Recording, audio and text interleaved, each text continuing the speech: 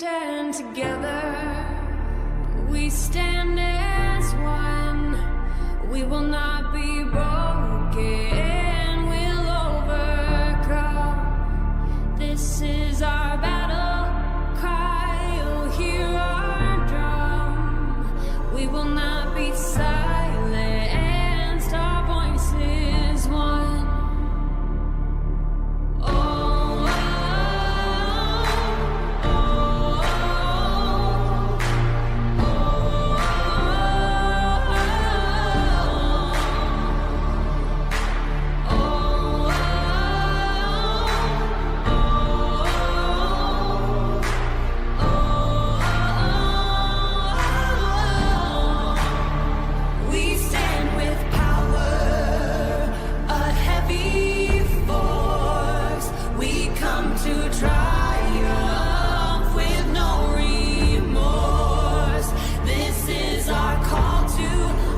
Stolen Spirits is a dedicated community focused on raising awareness and advocating for justice for missing and murdered Indigenous women and girls.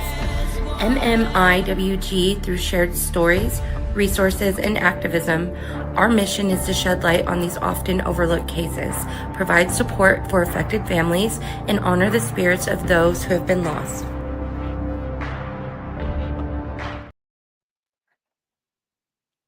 Hey everyone, welcome in. Hello. Oops, I thought my camera was on. Welcome in. Want to say hi to everybody coming in. Make sure and click that thumbs up button, please. I seen my Debbie Dunn in here. Hi, Debbie. I miss you. And Doodlebug. Hi, Lisa. I even seen Josh Duncan. Who else is in there? Ryan and Sarah.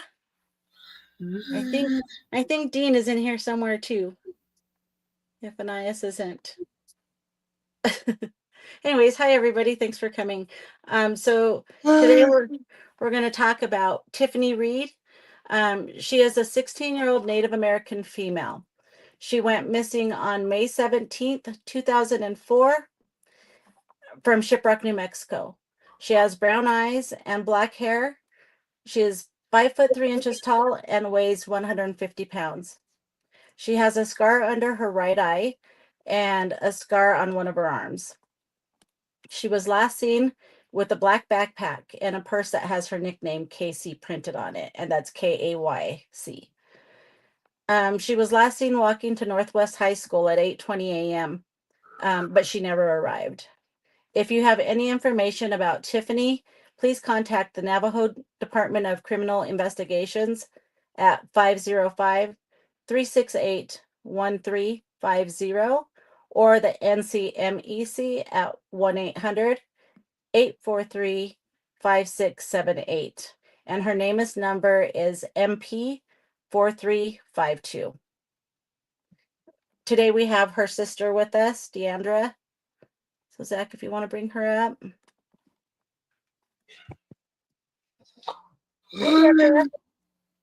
Hi, everybody. So yeah, I just read to them what was on the flyer, and we just wanted to start today, before we get into the story with tell us some about Tiffany, the things she liked, her favorite colors, just anything about Tiffany. Tiffany was a really quiet girl growing up. She wasn't really vocal. She was, an introverted person. And she really didn't have a favorite color. She was very artistic, as far as poetry. And, she was always color coordinating her wardrobe, and she matched in everything. And I think one of her favorite colors that she used to wear a lot was yellow.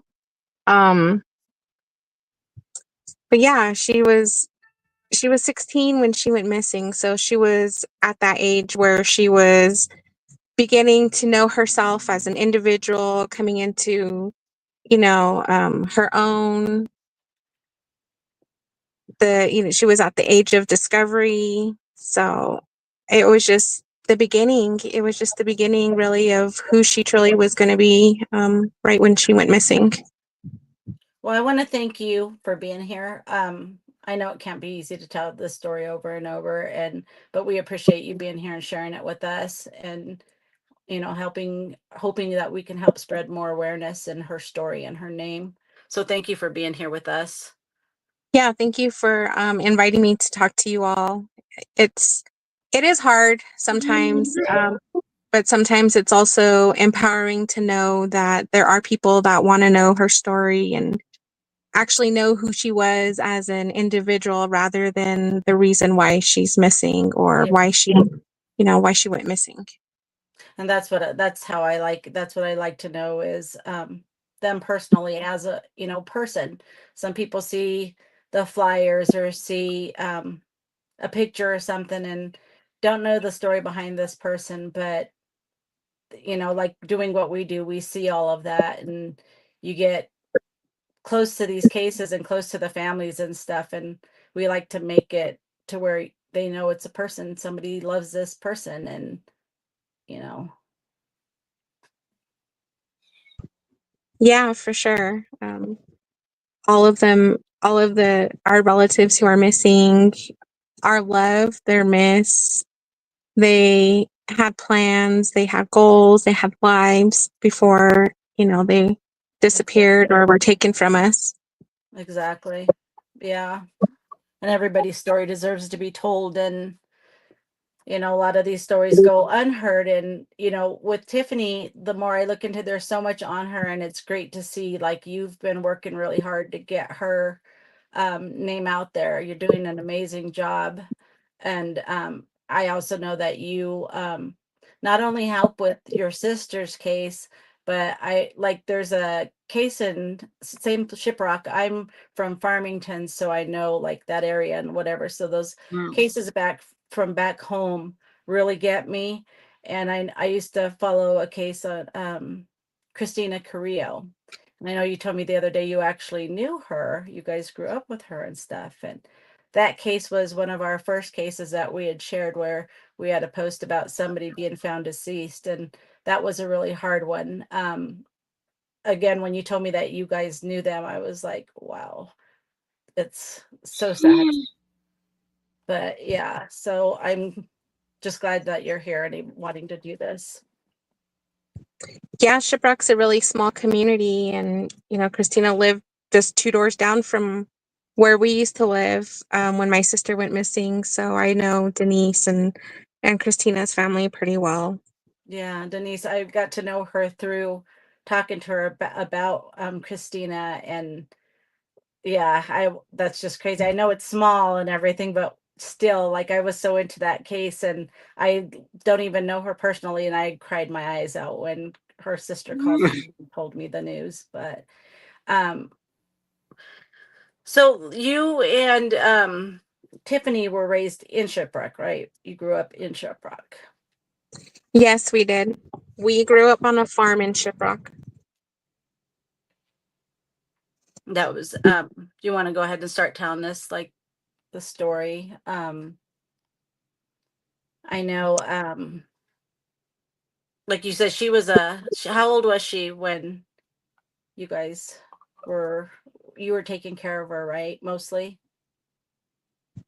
Yeah, we lived on the farm up until I was about 11 years old, and Tiffany was she was about 6, maybe 7 during that time. So a lot of our early childhood was, playing outdoors and just exploring around the farm, and it I have a lot of good memories of growing up on the farm, but I think I have a lot more bad memories than I do good. But some of the good memories of her and I, our dad built us a little playhouse that we used to play in a lot. Um, we also used to ride bikes. We had a big tree swing. So we stayed pretty busy. Our parents and some of our relatives did a lot of farming during that time. So, we grew up around the farming and just kind of seeing how that that went. But yeah, we grew up on a farm up until I was about 11, and then our mom moved to a different location in Shiprock, which was closer to where Tiffany went to school, also where she went missing from, and that was during the time our parents had gotten divorced. Okay. For those of you who don't know, Shiprock, New Mexico, it's in San Juan County, and it's a Navajo Nation town, and there's less than, I don't know, well, now it was 10,000 residents, and it's not far from Arizona. I don't know how much it's grown since I was around that area, but it's pretty small. Like you said, it's pretty small. Yeah, it's a really small area. I couldn't tell you what the population there is now, but I'm pretty sure back then it was half of what it is now. Yeah. Yeah. Yeah. So then when you said that your parents ended up getting divorced, and um did you guys stay living on the farm, you and Tiffany? Or did you? We did for a little bit. Our parents had a really bad relationship. There was a lot of domestic violence in our home. So when my mom left, she kind of, just had to make that choice of leaving right then, without my sister and I. And so we stayed with our dad for probably about a good, maybe about almost 2 years, or maybe about a year. I think about a good year after our mom left. Our dad, we stayed with him. And during that time, he worked a lot, so it was just her and I at home after school, and that's during the time that I took care of her. We had to make sure we got up in the morning to get the bus, and after school, I'd have to wait for her to get off the bus so we could walk home together. So yeah, I kind of took that responsibility on. How old were After you at that time? Sorry. I was about 11 and 12, around that age. What amazing big sister you are. That's a lot. And yeah, it was a lot. And I had to reach out to my grandma, my mom's mom, to kind of help us with doing our laundry and bringing us food. I think during that time, we ate a lot of potatoes, and because that's really all we had. So Same. I did what I could Potatoes to and beans. I did what I could to feed my sister and myself. That's pretty amazing. How was Tiffany during that time after your mom had to leave? And I totally get that situation too. It actually happens a lot more than people want to admit. Things happen sometimes, and you got to do what you got to do. Doesn't mean she didn't love you guys, doesn't mean none of that. But some people don't see that or get that. What did you how was Tiffany in that time? Like how was she when your mom left? Um, like I said, she was really quiet, so she didn't say much. We never really talked about it. I think I was more angry with my mom than my sister was. Yeah. She missed our mom, but I was mad at her and I didn't want to see her because, I felt abandoned. Yeah. And Too young to I understand.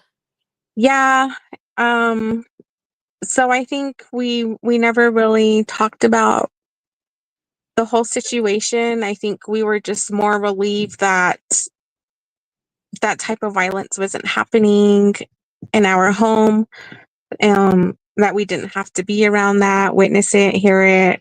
I think that was more. I Absolutely. think When that you're was, that yeah. small and you're hearing that, been there, done that, like when you're that small, it's terrifying. It's terrifying. So yeah, I totally get that. Like, yeah, that it was kind of like a relief a little bit. It was, but it was also a big change not having both our parents there for us. And we didn't have either of them there for us. Our mom left to go heal herself. Our dad was always working, so we only saw him on the evening, during the evening time, if he even came home right after work. He was also an alcoholic, so a lot of times he would come home late, and so it was just her and I for a good while. I don't want to say a big chunk, but about a good year we lived in that situation. Yeah. Zach, did you have something to say? Thought I seen you raise your hand. There any particular hobbies, dreams, or goals that you'd like people to know about Tiffany? Yeah, we used to like playing baseball in our backyard a lot. Just hitting the ball around. We used to ride bikes. My sister liked to read a lot, so she had a lot of books that she used to get into. I think, I don't know, like I said, she was really quiet, so I think those books kind of helped her in a way, to kind of take her mind off of things that were going on at home. She was really creative in her writing. She used to write a lot of stories, and she used to act out plays and stuff. So she was the more creative person of the two of us. She used to do poetry, right? Didn't she? Yeah, Like, when she got older, she wrote a lot of poetry, and then she started singing and writing her own songs. Nice. During that time, we just had the tape recorder, so that's what she used to record herself on. The cassette tapes. Yes. Rewinding it and then listening and re-recording. The Yeah. good old days. I I remember those those days. Mhm. Nicole, did you have something? No, not yet. I just no, Okay. I said I remember those days. Yep. Kind of music did she like? She liked all kind. She liked country. I don't think she was so into heavy metal as much, but she really loved Selena. She liked R&B. She liked the Tejano or whatever it's called music. The fast-paced music. She used to like dancing also, so she was really into line dancing with my mom, two-stepping. Yeah, so she learned all of that. Me and her would get along just fine. Music and everything, the same music and everything. So Yeah. when you guys were living at home and you had and all your parents were still together and stuff at that time, like that's young, and like I said, been there, done that. I know. But like, did you have anybody to talk to or like help, that's a lot for you at that age. Like, did you have anybody to talk to? Did anybody understand or reach out? I didn't have anybody to talk to. And honestly, I didn't have anybody to talk to for a really, really long time until up until about 3 years ago. I finally started working through my trauma, talking, getting the help and healing myself. So I have a really big, I don't want to say problem, but I tend to hold things in a lot, things that I've experienced and that I'm not really comfortable talking about. So I think that's the survival mode that I learned as a kid, and I'm still trying to outlearn that and to move away from bottling things up. Because my parents never taught us to share our emotions or to feel our emotions. I think my mom held in a lot of the experiences that she was going through with our dad. And I think maybe that's just where I picked it up. And I feel that's how my sister was also, because she was really quiet. She was afraid to say what was on her mind to other people. So she just avoided it altogether. And it's just something that I'm still trying to unlearn. it's a hard thing to unlearn. I spent most of my childhood trying to protect my little brother and my little sister, and from all kinds of things. And to this day, I'm still, if you ask my family, they'd probably tell you I'm a little bit crazy or something, because I'm still really protective. Even at my age, it's hard to unlearn. It's hard to unlearn that. It's hard to Yeah, do. for sure.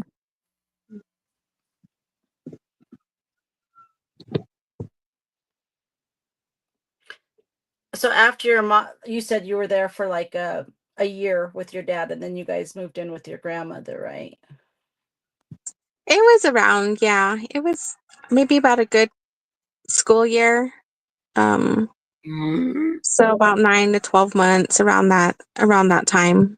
Um, when we were alone, most of the time. Our grandparents came to check on us a lot, and I would call them, to let them know our needs and stuff. But I think just for the most part, it was about a year before our grandma just decided to take us, since we were always home by ourselves, and we were calling her constantly to bring us food or to do our laundry. So Yeah. at that time, she took us. It was nice. It was really nice to be with our grandparents, being in that safe place and not having to worry about our needs or me taking care of my sister. You got to be a Our child. grandma kind of, yeah, our grandma kind of took that over,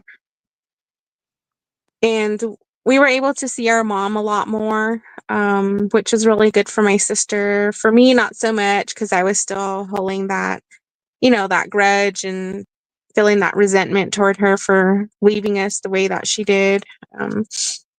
But now I understand. I understand the situation she was in, and why she left the way that she did, and not everybody is fortunate enough to get out of their abusive situation. Yes.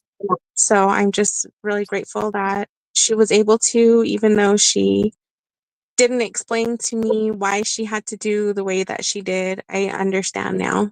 Yeah. That had to have been, I couldn't even imagine what she was feeling either, because that's not an easy thing. And she didn't, it sounds like it was pure love, but she also, well, I don't know how to say it, but yeah. Yeah, it was difficult. It still is difficult thinking back on it, but now I have more compassion, for the situation. Oh yeah, definitely. Definitely. You learn as you grow. And as far as Tiffany, so then after you guys had lived with your grandmother, you guys moved back in with your mom, right? Like, Yeah, she eventually secured a home for us, and so we moved back to Shiprock with our mom, and I was about 13 at the time, when we finally were able to move in all together, myself, Tiffany, and my mom. And it was hard for me at first, being able to trust her. I didn't know what that situation was going to be like. I didn't know if this was a for sure thing. So it took me a little bit to readjust back to, being with our mom. But after a while, it was good. Um, our relationship was a little better. I don't want to say it was great, because, being a teenager and just going through changes and arguing with my mom, there was still a part of me that was hurt. Um, yeah. so it took a while. It took a long while, actually, for me to fully understand her situation and to forgive her. And it took like 20 some years for me to grasp that. Well, And you're so, amazing, and you're a strong person, like from that young age, taking care of your sister and always still continuing to be a part of her life and still fighting for her today. You're amazing. You're a great big sister. Just know that. Definitely. Thank you. I always just feel like I could have done more. Oh, yeah. But I know that feeling all too well, but you did the best. You were young, so young. Did you want to say Yeah, something? I think you did far and above what, you know, what you were, what someone your age is supposed to have to do, you know? yeah.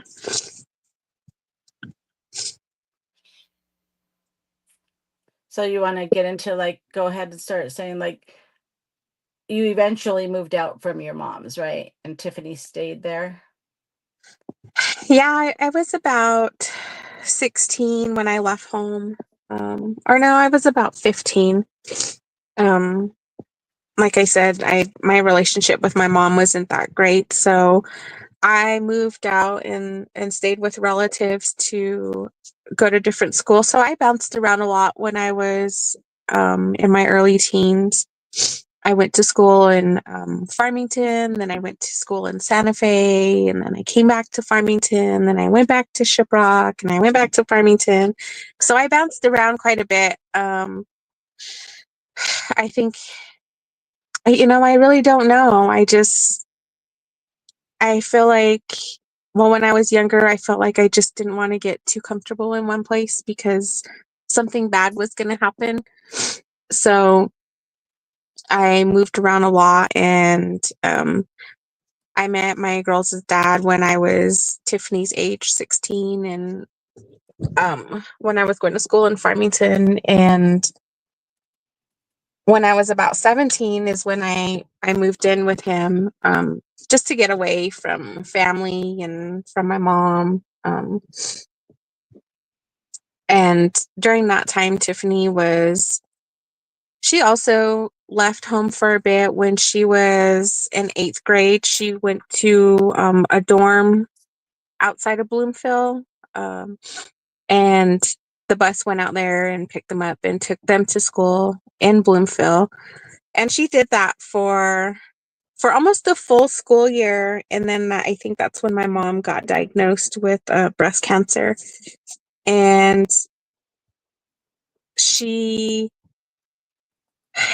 I think for her, she felt like she needed to be home to help my mom because I wasn't there. Our mom had 2 small children at that time, and my little sisters were just toddlers, about 2 and 3 or 1 and 2, somewhere around there. They were small, so Tiffany went home to go help with them and to help with household chores and stuff. But I didn't go home. I, went back every now and then, but I didn't move back like she did.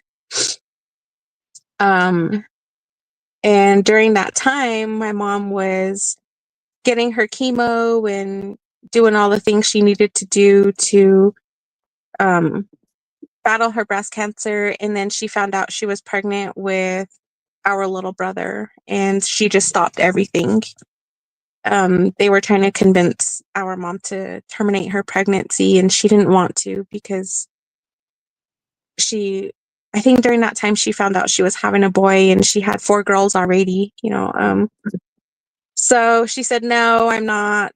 And so everything got put on hold for a while. And after she had our little brother, they were really aggressive in doing the chemo and the radiation and, just all the things to help her. And she was really sick during that time. And I think that's around the time when I finally went home to help with my younger siblings. My baby brother, he was still small, really small. I kid you not, like right after she had him, it was like 2 or 3 days later, maybe a week later, they started on the chemo right away. So I had to help, or we had to help our mom take care of him and help him grow up when he was just a little baby. So she really didn't hold him too much because she was so sick all the time. But after a while, she started to get better. Her tumors were shrinking, and then she went into remission, which was really nice. And then I left home again. And I think that was around the time when, but that was after Tiffany went missing, when she went into remission. But during that time, that Tiffany went home, she went back to school at a high school that was a lot closer to where we lived rather than the actual Shiprock High School. So she was able to walk to and from school from where we lived. Is that the same house she went missing from? Yes. Yeah. I had seen some maps, and I had talked to you about this. I had seen some maps, and I was a little bit confused on because it showed a long way and then a shortcut way. And I was just wondering, like, did she always take the shortcut way when she would walk to school? Because most of the time she got a ride when she went to school, right? And if she couldn't, then she would walk. No, most of the time she walked. Okay. She walked to school most of the time. It was like a 10-15 minute walk from where we lived. It wasn't very far at all. Okay. So she did take the shortcut along through she cut through the other housings, and then there's an opening in the fence that separated the campus and the housing. So she would just, go through the opening in the fence to get to and from school. There wasn't a reason for her to go the long way around all the way to the main highway. I think that would just triple the time of her getting to school. There was no reason for her to go that way unless she did walk along the housing, walk up to go through the housing up that way to meet friends or something. But yeah, there was at least 3 openings in the fence along the way of that campus from the Yeah, housing.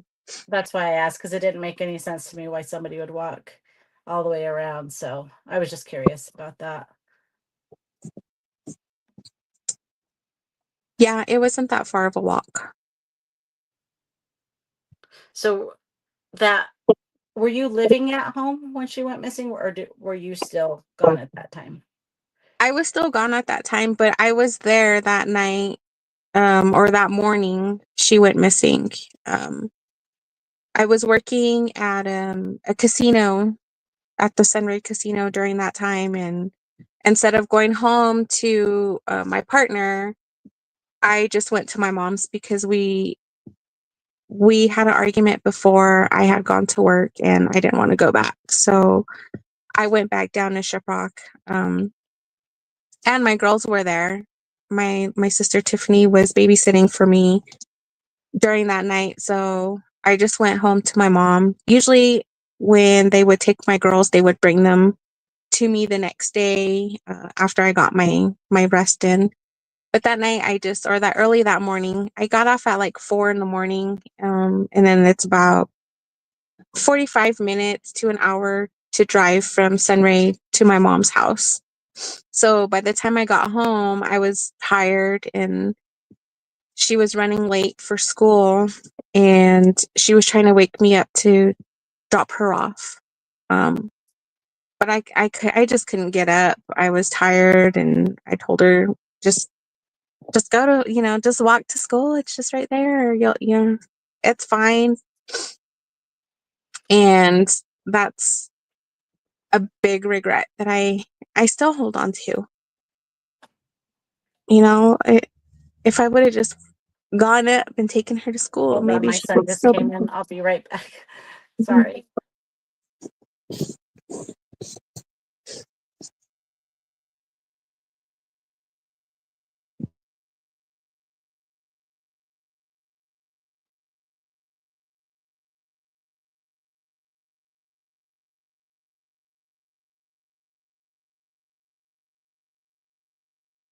Sorry, Deandra. You can keep going though with your story if you want. No, I was just saying that's a regret that I still have today. And I'm still learning to have compassion for myself, you know. I couldn't do all the things. I was tired and I was a young mom, so Of course, yeah. I don't think that's not something that's not on you. You know, that's you never could have known what was going to happen. And yeah, that's definitely not your fault. I know I can imagine it would be hard to not blame yourself, but definitely is not your fault. yeah. And it's just been a whole journey since then. I Since bet. my sister went missing. Definitely an emotional journey for sure. I bet. I imagine. Has there been a lot of searches for her? Sorry, I'm back. Sorry. Actually, there's only been one search that was done since she went missing. So the media did say that when she went missing, she had her bag and her purse. About a week after she went missing, um, some passerbys in the area found some stuff alongside the road, so they stopped to, I don't know, just take a look and see what it was. And it just so happened to be my sister's purse that had her name written inside, or her nickname. And I think it was about that same time when the news did report her missing. So they were familiar with her name and her nickname, and they called the Shiprock Police Department. Well, they called my mom first to let her know that they found my sister's stuff along the highway, and my mom was the one who actually called the police to let them know that some people had found her stuff. So the officers went out there and picked up her belongings, and we met them at the police department. And that's when we identified her purse. It wasn't her bag, her black bag that was found. That's still missing. And then they also picked up some clothing items that were thrown out alongside the road. And those clothing items weren't hers also. They were more like male clothing, like, big shirts. I think it was just a shirt and a sweater. I don't really remember what they found, but those weren't hers. My sister was really petite, and so she used to wear a lot of fitted clothes. She wasn't really into like baggy shirts or black. she she used to like wearing I don't know, like jerseys and athletic wear. So I didn't recognize the other pieces of clothing. The only thing I recognized was her purse that had her nickname written on it. And I was the one who gifted her that purse, so I knew right away that it was hers. What And about, then, is sorry, that, I'm sorry. How long did it take for her to get on the missing persons database? Like how did that go? um, it took about at least a week. The moment my mom um had a feeling she was missing, I guess. So she didn't go to school, or we didn't know she didn't go to school at the time. But that evening came and she didn't come home. I didn't know. I didn't know she didn't come home that night until the next morning. My mom called me and asked if I heard from her. And I said, no, I haven't. And she was telling me, well, she didn't come home last night. I don't know where she is. Usually she would call me or leave me a message on the answering machine, but I haven't heard from her yet. And I was just wondering if you knew of anything of her saying she was going to go somewhere, or if she called you or paged you. I said, no, I haven't heard from her. And I told her she probably just stayed at her friend's house last night. It's getting close to the end of the school year. They probably don't, probably don't care what really goes on with school or whatever. And so I told her, is she at school today? And she said she didn't check. She called me first to see if I might have like any information of her whereabouts. So after we got off the phone, she called to the school, and the school said she wasn't there and that she wasn't there the day before. She Sorry. had plans to babysit for you, didn't she? Like, so you knew she was going to school that day. Like she didn't have plans to run away. She was going to school that day. Yeah, she was going to school. I mean, she got up, she got ready, did her hair. She had her school bag on her. Like she had, like she was on her mission to go to school. So I don't understand why she was considered a runaway from the get-go. But yeah, she confirmed with the school that she wasn't there. So then she called the police after that, and an officer came out to the house and talked to her. But they didn't take a report right then. They asked my mom if my sister had taken off from home before. Mom said yes. She did maybe 2 or 3 times. She snuck out. But I think she was trying to let them know, like, this is not something she would just do, was just like run off. I think sneaking out and running off is 2 different things for me.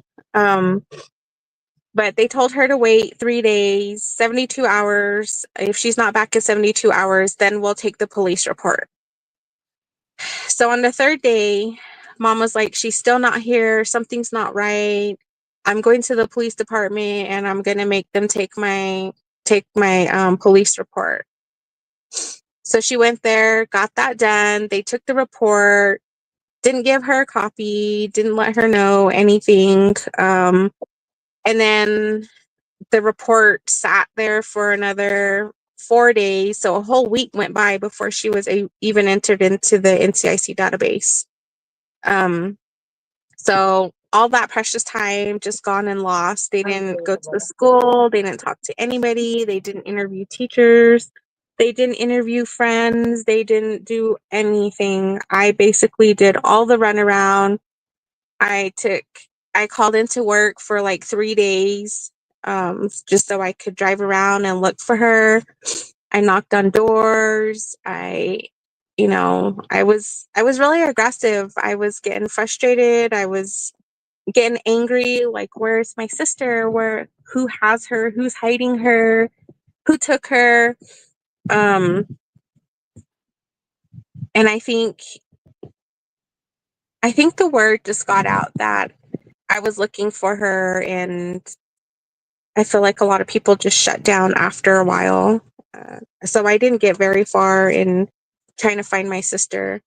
That's one of the things that drives me absolutely crazy, because the typical teenager is going to go hang out with their friends after school or not come home every now and then or whatever. But like that happens. But it drives me crazy with the whole runaway thing. They're trying to change that. Hopefully it changes everywhere. But it drives me crazy because no kid, teenager, whatever, should ever be considered a runaway, because even if they're a runaway, they're still missing. They're still somebody's child. They still need to be found. But it like you said, it wastes so much valuable time, like so much time, because not all of them come home. And even though they stayed out one night, in their teen years or whatever, it doesn't mean that that's all the time. And that drives me crazy. So hopefully that continues to change everywhere. Yeah, they did a lot of victim blaming on my sister. Like, well, she must have just ran away from home. She's probably just out partying with her friends and didn't want to tell you where she was, kind of thing. And it seemed like that was the situation from the very start. like I said, they didn't question anybody. They didn't search for her. They weren't even the ones who did the search where they found her belongings. It was a nonprofit organization from the area that did search and rescue during that time. I can't even remember the name of their organization, but they were the people who went out there to do the searching. And they didn't even know where they were looking. I think the police did join them, but it was only a couple of officers. That should have been the other way around. They should have been joining the police officers. You know what I mean? It's just crazy that they didn't do anything. And it's like, And that was the only time they searched. They never did a search again. They never did anything. Even to that this was day, the only time. That was that one time when they joined the public. that one time. Yep. Crazy. Yeah. So even after her belongings were found, they didn't continue to search out in that area, or didn't? I'm sorry, Zach, go ahead.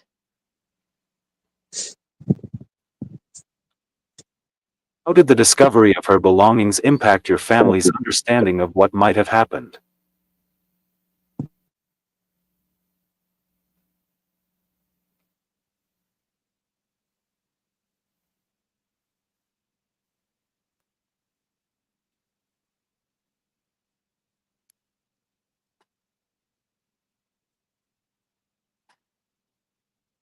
Did we lose her?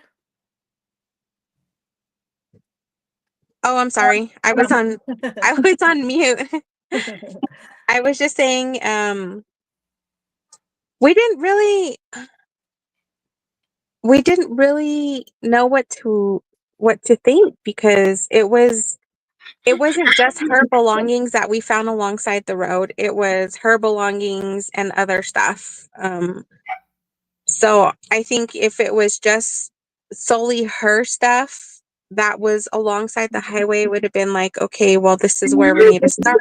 This is where we need to continue our searches. But I think because all of the things that were found didn't belong to her, I feel like maybe that's why the police were like, oh, well, it's just random stuff. Still have a missing teenage girl. Like, Yeah. yeah. Just 1 second. I don't know what's going on in chat, but I see Curse Zero put if everybody could just ignore the crazy guy. If there's somebody in chat that's not acting like a grown-up, can you please just go ahead and block him, whoever's got a wrench? Sorry about that. Sorry, I just read that and don't want nobody crazy in there. Yeah, it's unbelievable, and it's like sad you hear this, and it's like this happens so much, like in so many cases. They don't do anything. They don't do searches. We covered a couple cases where, again, like you, it was the family that was knocking door to door, asking people questions, and it just blows my mind that that still happens. You know, it's still happening today. Yeah, it's really unfortunate, and it's really sad that a lot of times these types of issues happen along the border towns, which Shiprock is a border town. And it's just, the Navajo Nation is just a big area, and there's not a lot of policing for that area. So I think, that was another reason why her case wasn't taken seriously, is because they didn't have the manpower to do the investigations or to question people or to do anything, especially like the searches. Yeah, and that needs to change too, because a lot of stuff happens out there. I know from growing up there, a lot of stuff happens out there. And I think a lot of people think, well, they can get away with it because there is no enough policing or whatever. So something's got to change with that too, because it's like a target area almost. It really is. And I think the more that the violence is happening and there's nothing being done about it, the more it's going to continue. Oh, absolutely. Especially with like the Ashlamite case, the guy kidnapped Ashlamite and her brother, and they found her body slain out there by Shiprock Rock. And that even took like a whole day for them to even put a response out for that. They before that happened, I think it's like 7 or 8 years ago, they didn't have any type of Amber Alert system in Indian country. Now they have that Ashland Mike Amber Alert system, or the alert system that they finally put, into law on the Navajo Nation. And it's really sad that there has to be some type of tragedy for a change to happen. Absolutely, just like the Emily Pike case. Until that Yep. happened, like out there, there was nothing, and there's still so many cases out in that area, like you said, border town, and it's really sad because even with the new alerts and stuff, it's still not working like it should. It's still like we cover so many cases, and it's just constant. It's just constant. Yeah.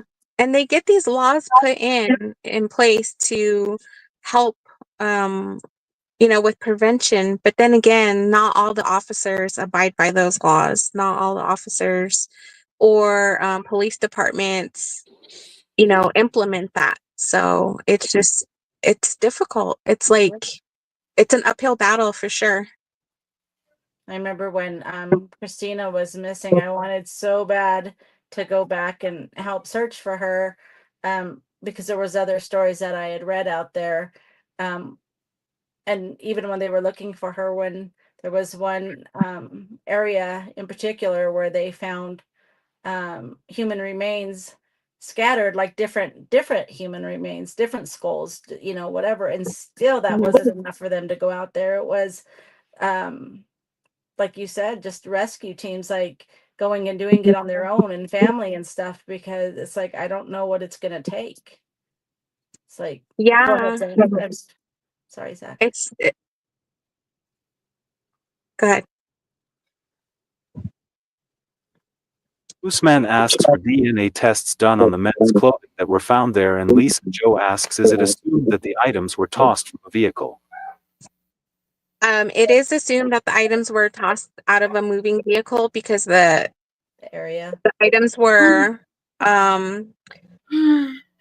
they were in a span of about 1 mile of things just looking like they got tossed out of the window as they were being rummaged through. There was not a DNA testing done on the clothing items. I honestly don't know what they did with those items. They did take my sister's purse and her library card that were identified, but I don't know what they even did with that. Like, that stuff is lost also. That's what I was just going to ask you. Where are those things today? With Yeah. different tests that they can do today and stuff. And so they don't I've know had where a they're at. They don't know where it is, and nobody wants to take accountability for what, her belongings going missing. Nobody wants to take accountability for not acting fast enough. And it's been 21 years. That's all I want. Just tell me, sorry. I'm sorry that we didn't do the things that we should have done. I'm sorry that we dropped the ball here and here and here and here and here. But nobody wants to say anything.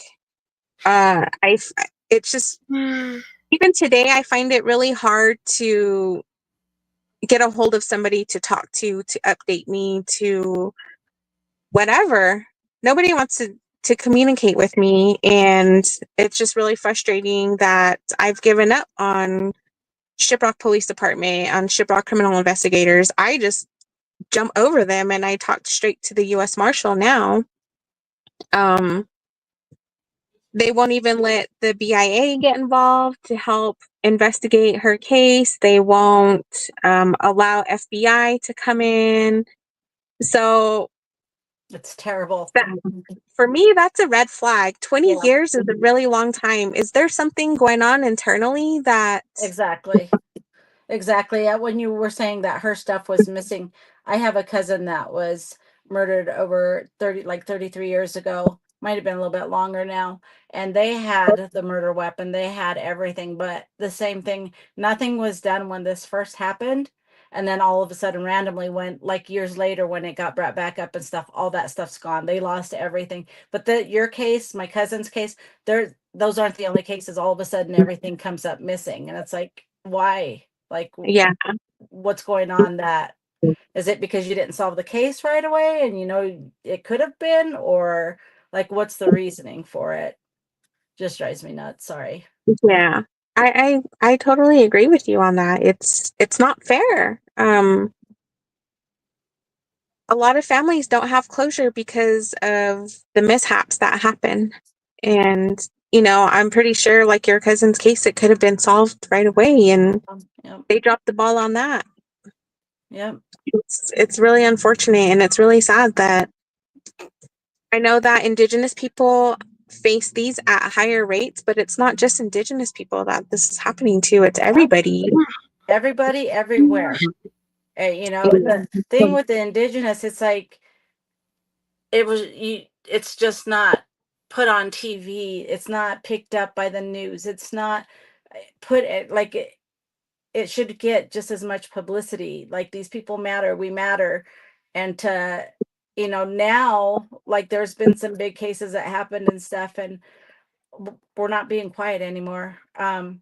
So that's why, you know, that's why we started this page as well. I know there's other pages out there and stuff, but that's why we started this. My family didn't have a voice for a lot of years, and that's why, you know, I'm thankful you wanted to come up and talk about your sister and stuff, because how else is anybody going to know? You're not going to see it on TV if you know what I mean? It's like, yeah, I don't know. Yeah. I recently watched the Gabby Petito documentary, and I was like, I'm glad they found her, but look at all the resources they had at their fingertips. They had the drones, they had the ATVs, they had the alert system that went out right away. She was on the news. Like, why can't we get that kind of coverage here and have those same resources that she had? Well, exactly. And when she went missing, there was a Native American female that had went missing, and there was zero coverage on it. Zero coverage. Just like we did another case, like on one of our lives, you can go back and watch it. Her name is Suede Burden Ground. Just a 13-year-old little girl, and she's still hasn't been found. I believe it's been like 7 months now. And same thing, she went missing by Arizona. Or it drives me crazy because I want this little girl found. Her you know, her dad is fighting hard and wants her back, but with her, the same thing. She when she went missing, there was another little girl that went missing at the same time. Actually, there were two little girls, and one of them was found because of the one of the tribes or somebody put it together themselves, a search team, and was able to find her. And the other one was found right away, but she was not Native American and had the Amber Alert and had all the things. And it's like in the same area. Like, how is that okay?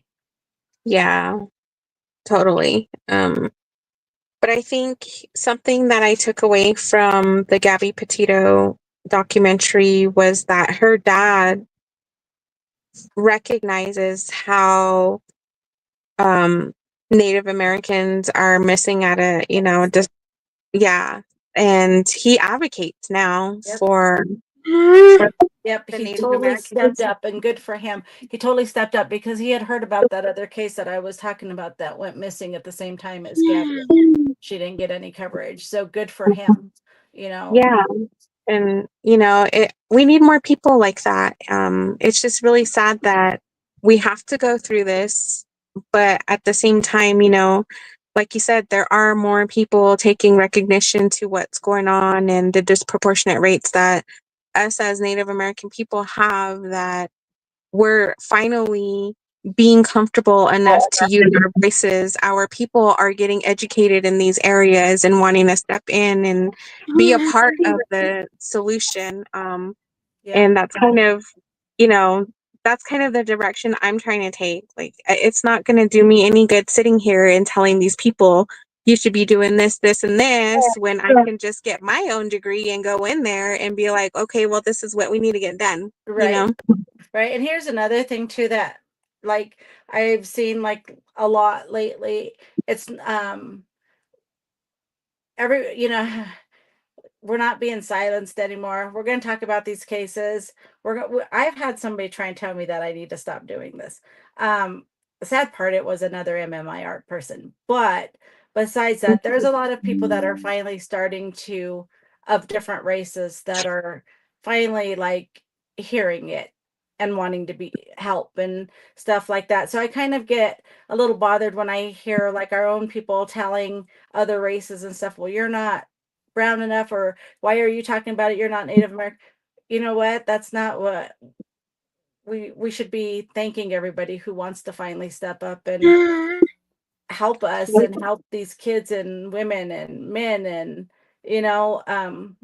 shoot, we could use all the help we can get, Exactly. I totally agree with you on that. And it just, it just, for me, I went from what I see from being out in the community and talking to other families and stuff. We are our own advocates. We're our own investigators. We do the work ourselves, and then we tend to hand it over to the law enforcement and be like, here, this, all the things that we got, all the tips, Yep. all the call-ins and everything. Yep, And doing all the work. and those are the families that are actually making a difference. They're making a change. They're stepping up. They're stepping in. They're being the voice for the other families. And for a long time, I was lost. I didn't have any guidance. I didn't have any direction. I turned to the bottle because I missed my sister so much, and I didn't know how to deal with that pain. And I had my own addiction, and I went through all my own struggles in life. And after I got sober and my mom's health was starting to decline, I knew I had to make a change, and I had to do something different with my life to help. I can't depend on anybody to do it for me because there is nobody else doing it for me. One of my cousins was working for a community officer for the Farmington Police Department, and she is the one who actually started the advocacy for my sister because she was on the former task force through the Indian Affairs Department.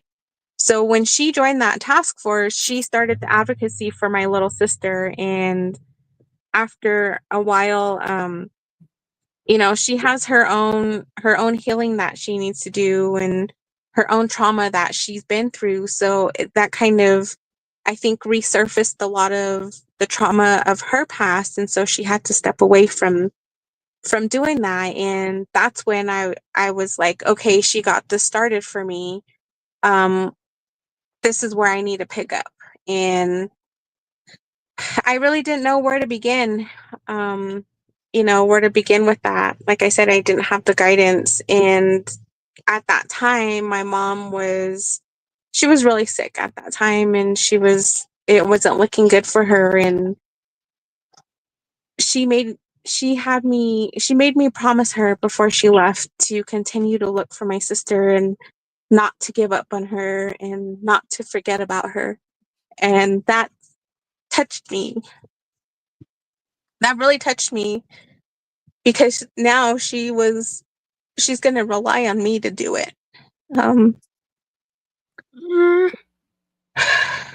And I think that's just all I needed. And that's just all I needed to hear. And you're doing amazing things. You're doing amazing things. And like I said earlier, I have heard like when you were looking for your sister and like there's so many missing in that area and stuff, that you were out helping search for other people. So, and going back to school and doing all the stuff you're doing right now, you can tell everybody what you're doing if you want, but it's like you're doing amazing things and you're going to help a lot of people. And thank you for that. Yeah. And sometimes it's not easy. Sometimes I don't want to do it. Yeah. It's just like, it's too much. I It's can't. hard. It's emotional. But seeing the progress that I've made, looking back from where I was at up until now, the progress that I've made, the families that I've met along the way, the work that I do now in helping other families who are missing loved ones, it gives me a sense of purpose. It fulfills me in, I know that's weird to say, but it fulfills me in that way of knowing that of I could be a resource to somebody to help them, to help, guide them, like, okay, well, this is what you need to do. Do Right. this is how you create your missing person flyer. This is the person you can call to help, be your voice. This is the person that you can call to help you, um, I don't know, buy snacks and stuff for the search and rescue teams. This is where I can help you, is with the, my through my work, we were, providing families with a $3,000 stipend to help in their advocacy.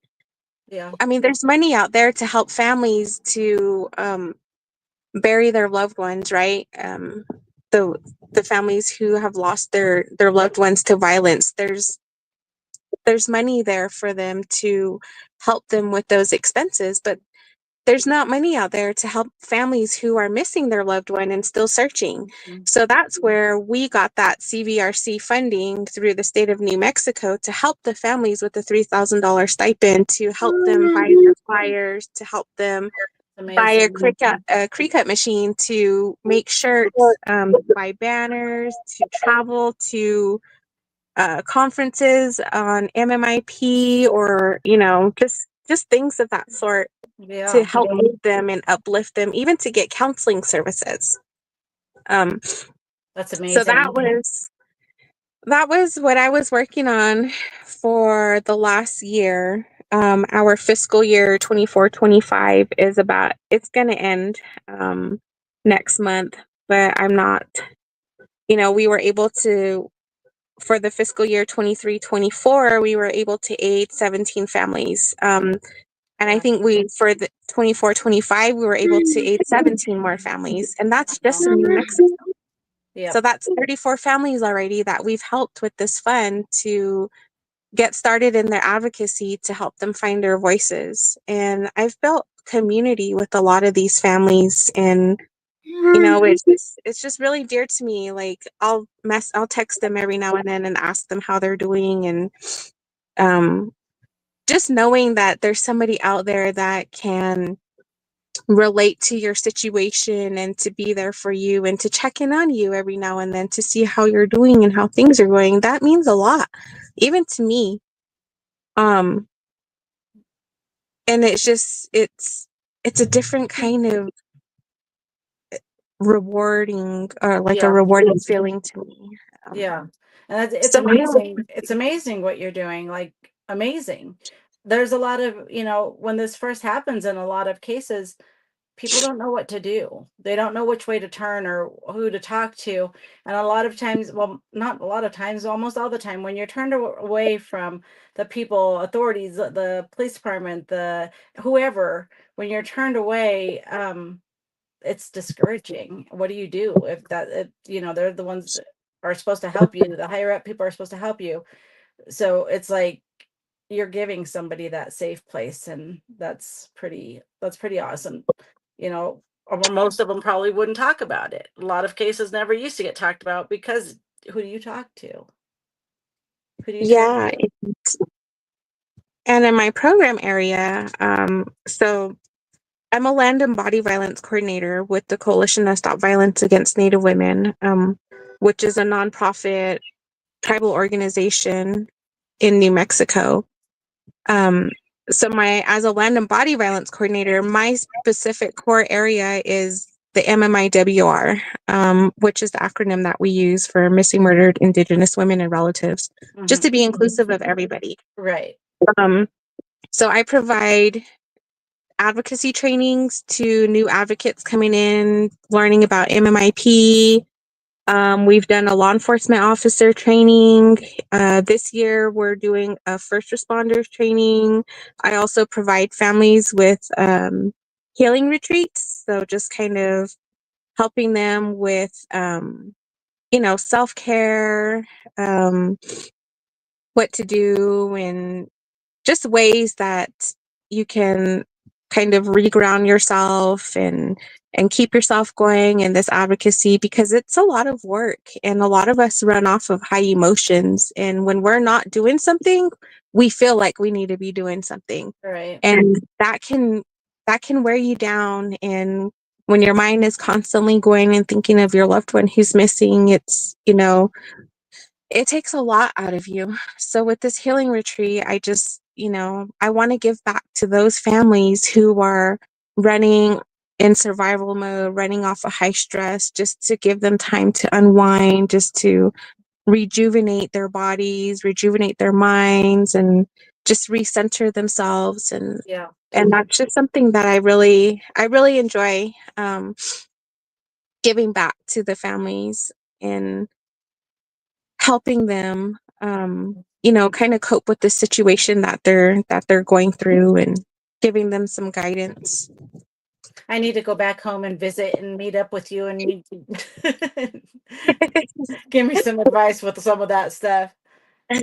So it's draining. People don't realize how hard it can be and how it's a lot of work, but it's tough on your emotions. A lot like when you see it day after day and you hear the stories, and when we post the flyers and stuff and somebody's found located, it doesn't always say if they're found located safe or whatever, but we can only put information what's given to us. And but then there's other cases where we know what actually happened. And I'm not going to put details of what happened in some cases for the family, but it's still hard on us, on people who do this and stuff. It's very emotional. But again, same thing. I get what you're saying when you say it's kind of like rewarding it at the same time. It's like our group just wants to help people the best that we can. And, we're trying, but I sometimes don't think people realize it's how hard it actually is. So, You're not trying, you're doing it. well, You're thank you. here, we're here, and Thank it's you. because of people like you that want to spread the word. The word is actually getting out. There's people outside of our area that know of my sister, of her story, and not just for me, but for other families. And there's always going to be critics. There's always going to Yeah. be people who are going to try to talk down and discourage. But then that for me is motivation right there. Like, you can say Right. all that you want, but I'm going to keep doing this until you do something to work me out of a job and run Right. along. Right. Exactly. Exactly. I had an experience where it wasn't too good. And, for a minute there, I was like, ah. And then after that, I was like, you know what? I said some things I won't say on here, but, but no, I just pushed harder. Yeah, and It is it's rewarding. Like even when you can just stamp a flyer located, found safe, like even that alone just feels so good that somebody was found. And, hopefully the flyers help, the word of mouth, the names getting out there, like all of that helps. So it is rewarding in a sense, but it's also heartbreaking when you have to mark down somebody is deceased or never found. yeah, But yeah, yeah. so I- I'm just I'm just trying to do what I can and supporting where I can, and just being in space with families, in the community, uplifting them, uplifting their cause, uplifting the awareness. yeah. I'm all for that. And that's big. That's big. Nicole, did you have anything that you wanted to say? I'm sorry.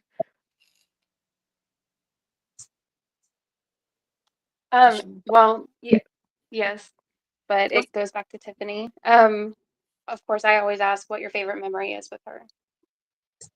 Um, I have a lot of different memories, but one that I was thinking about the other day, when you brought this up was, so I used to have a Mustang, right? And it was a manual, so it was the stick shift. And where my mom was living, the road down to her house is kind of at an incline. And so I kind of sped up and I threw my car in neutral, and we were going down, and there's this stop sign at the very end. I didn't stop at the stop sign. I just kind of made a sharp hard turn, and I told her, "Hang on." And from there, the road is just flat and straight. The incline ends, and so we were running out of momentum. And I was sitting there in the driver's seat, and I was, shaking back and forth, like, "Come on, you can make it." And she laughed so freaking hard. It wasn't even that funny, but I think just watching me do that, because like, hello, it's common sense. We're not going to make it. But just doing that in front of her, and she just laughed so hard she cried. It was so funny. Yeah. Aw, I love I that. was just being silly, and she took it. Those are usually the best memories when you do something silly. Yeah. It's fun to make people laugh. And I tried to teach her how to drive standard, but she couldn't get it. She gets so frustrated. that's how I learned was standard too. Yeah. And it's rare to find those anymore. Yeah, it is. I had an experience in my standard car trying to go to Navajo Dam. And you know that area, there's a sharp turn there too. Yeah. I'm sure I gave a couple of my friends a heart attack, but it's all right. We still laugh about it today. Oh, yeah. I have an experience with Tiffany that want to be too. remembered by her community and those learning about her story? I'm One sorry, more time, can you Zach? say that? Sorry. How would Tiffany want to be remembered by her community and those learning about her story? I think she would want people to know that she mattered. She still had a whole life ahead of her. She had dreams, and she had goals, and she had ambition, and she wasn't just some kid that ran off like they labeled her. She really did have things to look forward to, and she talked about college and becoming a writer. Like I said, she was the creative one, and she used to write, little short stories, little plays that she would write up just real quick and act them out. And she was the theatrical type of person. And so I think, but then she also had a love for animals, and she wanted to be a veterinarian. But I, I really feel like she just would want to be remembered as a person who had a life ahead of them, a life plan. Um, she there's things that she wanted to do when she got older, after high school and after college, and she had a lot of dreams. She wasn't a kid who just didn't have anything to look forward to. Despite everything that we went through in our childhood, she still she didn't let that taint her and want her to become nothing or just do nothing. I think deep down, even though she was hurt, she wanted to turn that hurt into something good also. She's beautiful. Her picture, she's just beautiful.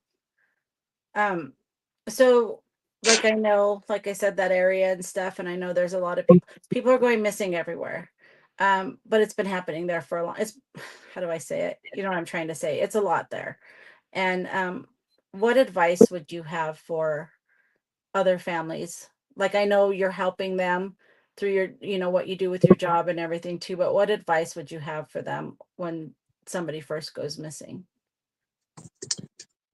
I would tell them that first, they're not alone, that I know that when your loved one goes missing, everything seems like you have to do it right away. And of course, you do have to do it right away. But there's, what is it called? A response plan that you can look up online, of how to respond to a situation when your loved one goes missing. It's kind of like a guide, what you need to do, who you need to contact, the things that you need to document and take down. And it's just a whole guide for a missing person. And that response plan it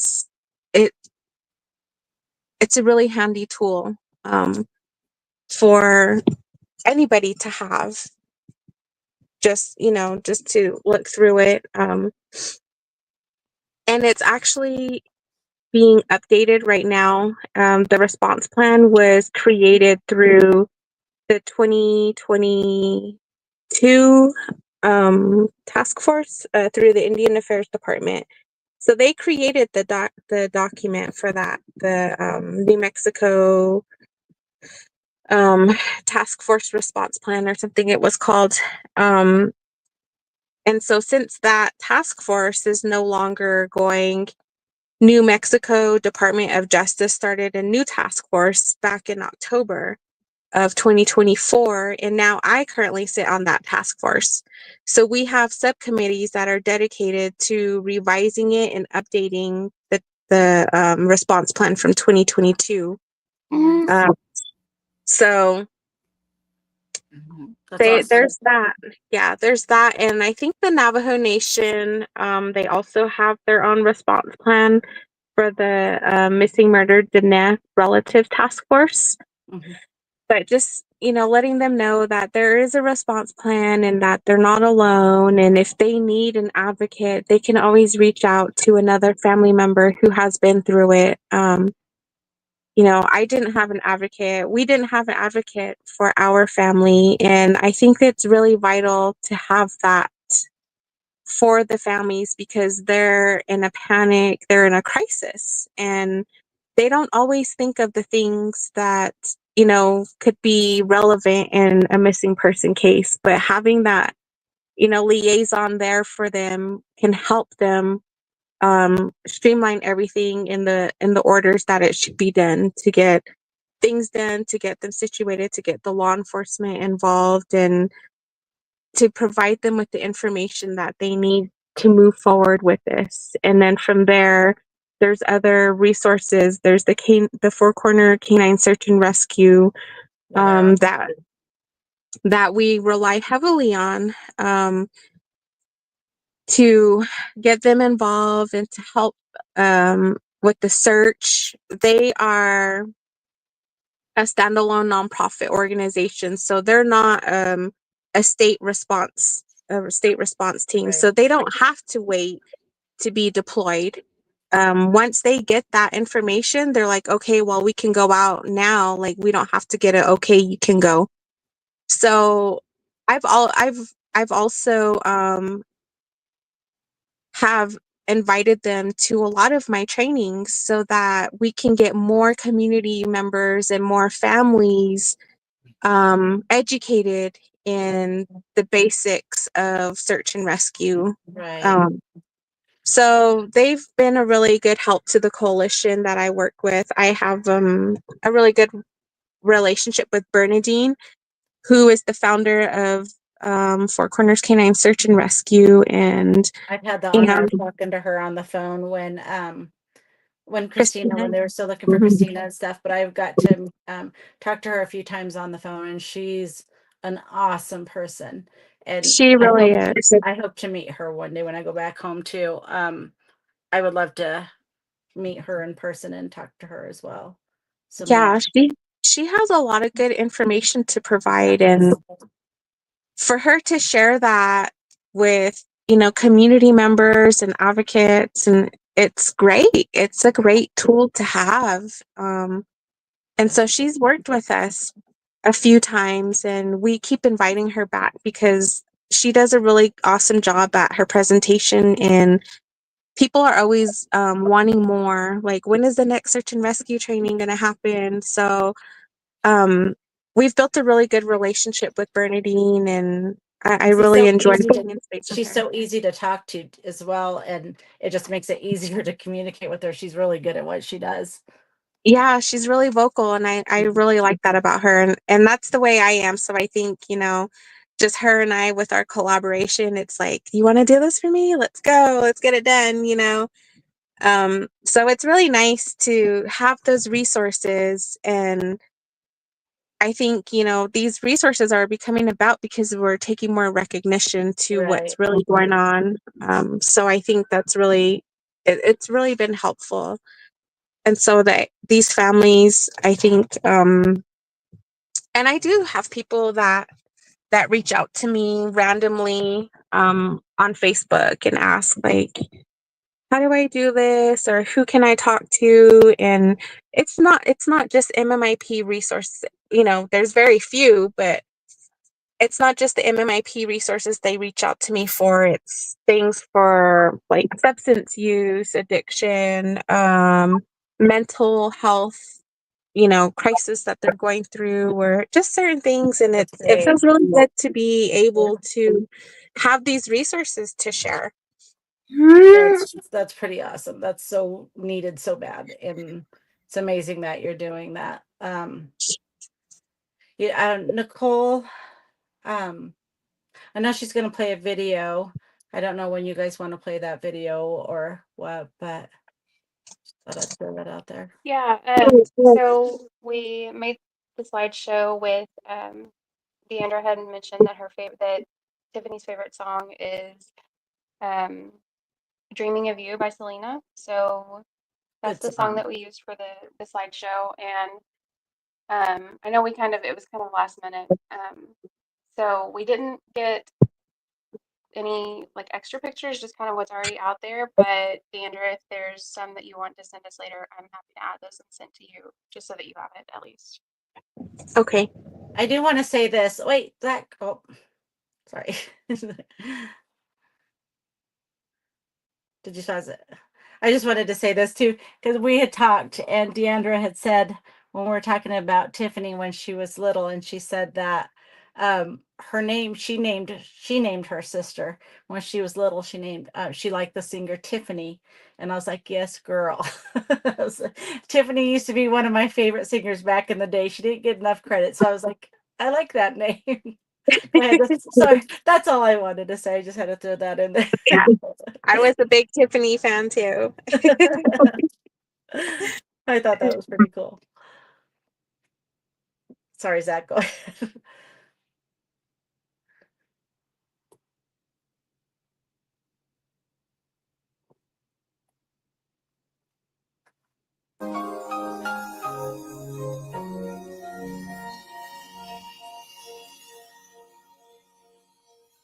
Late at night when all the world is sleeping, I stay up and think of you. And I wish on a star that somewhere you are thinking of me too. 'Cause I'm dreaming of you tonight till tomorrow.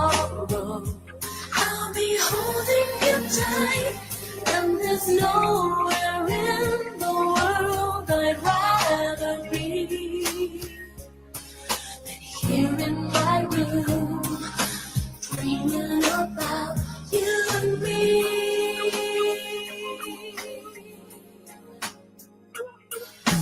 Wonder if you ever see me, and I wonder if you know I'm there. If you looked in my eyes, would you see what's inside? Would you even care? I just wanna hold you close all I have are dreams of you. So I wait for the day and courage to say how much I love you. Yes, I do. I'll be dreaming of you tonight till tomorrow. I'll be holding you tight, and there's nowhere in the world I'd rather be.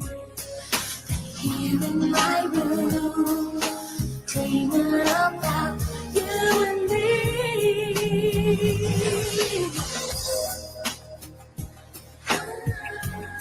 Corazón, I can't stop dreaming of you. No puedo dejar de pensar en ti. Como te necesito. Mi amor. Late at night when all the world is sleeping, I stay up and think of you. And I still can't believe that you came up to me and said, I love you. I love you too. Now I'm dreaming with you tonight till tomorrow and for all of my life. And there's nowhere in the world I'd rather be. Here in my room, dreaming with you, endlessly. With you tonight, holding you tight, and there's nowhere in the world I'd rather be. That song always gets me. And then with those pictures, oh, I know. I love it. Thank you for creating that. and Nicole did an amazing show. Is there anything that we left out that you wanted to talk about, or? No, I just want to thank you again for inviting me on and letting me share stories of my sister as a person and not, the situation of Right. her disappearance. It means a lot to remember how she was growing up and how she was as a person. So thank you for that. Thank you for sharing that with us. And Nicole and Zach, do you guys have anything you want to say?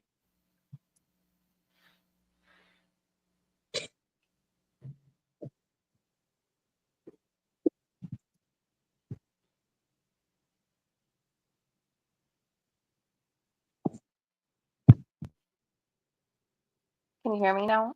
Sorry, I think I'm having some tech issues tonight. No, just thank you for coming on and giving us the opportunity to get to know you and Tiffany and, as you said, like who she is as a person and her story. And thank you for sharing all the amazing things that you've been doing too, like the advocacy work and things like that. That's amazing. I think there needs to be a lot more people like that out there. I'm proud of you for everything that you've accomplished and everything you've overcome in your life. You've gone through a lot. And yeah, I think we're here for anything else that you may need now until whenever. I agree 100 with everything she just said. Hey, Moose Thank Man. you. Sorry, I'm still seeing people I didn't say hi to. I don't know if you guys can hear my son in the Thank you for background. being a light for your sister and other families. Thank you, Zach. I never really stopped to think about all the things I've accomplished. I just feel like I can do more. I haven't made it this far yet. I always tell my partner, one day I'm going to be working for the coalition. I'm going to be in that position and I'm going to do this, this, and that. And then I got the job and I was like, whoa.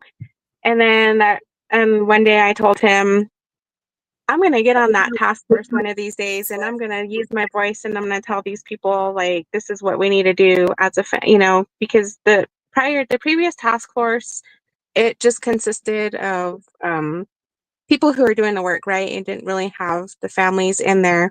But this task force, we have 4 families that are sitting on the task force. We have the law enforcement on there. We have other advocates and, more. I think we have more people from the Navajo Nation on this task force. And so a lot of us are very vocal in trying to get the work done and trying to spread the awareness and do this revision of the response plan. So it's a lot of work, but it's really rewarding work. And I just hope that they continue on with this task force. I can't for sure say how long it'll be around, but I'm just really grateful to be a part of making the change. And hopefully one day, I can join the Navajo Nation in updating their laws and I don't know. I don't know what I'm trying to say, but I'm just trying to keep moving forward and helping the families and myself included. You're doing great things. You're doing great things, and that would be awesome. Like you were saying about working with the Navajo Nation, changing things and stuff too.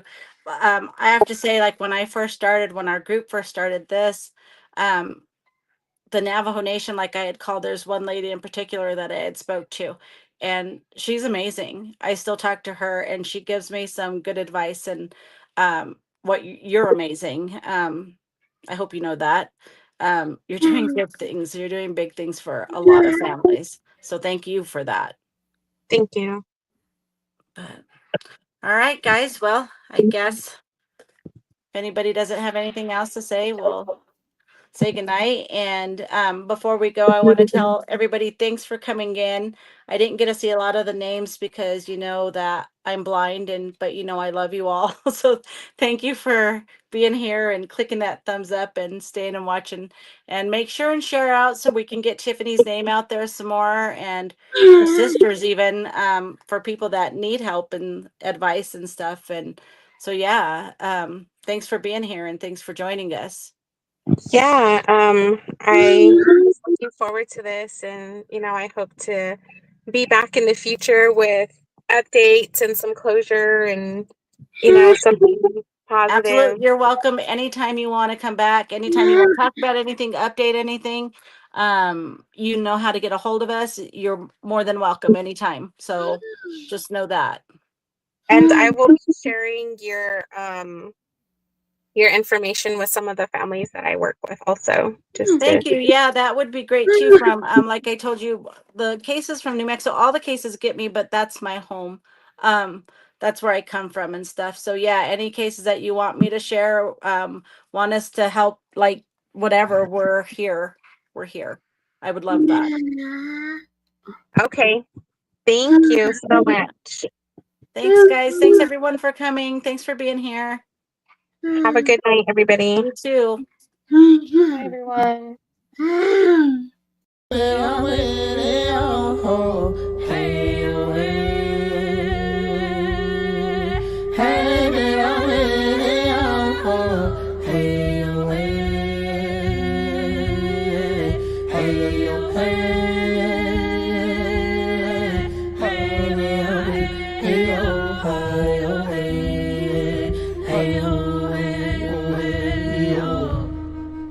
Remember me when the sun comes up in the morning sky. There I will be,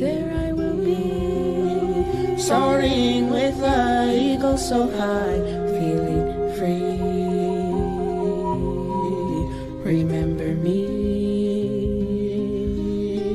down the road, hand in hand, you and me. Hey, oh, hey, oh. Hey, oh, hey.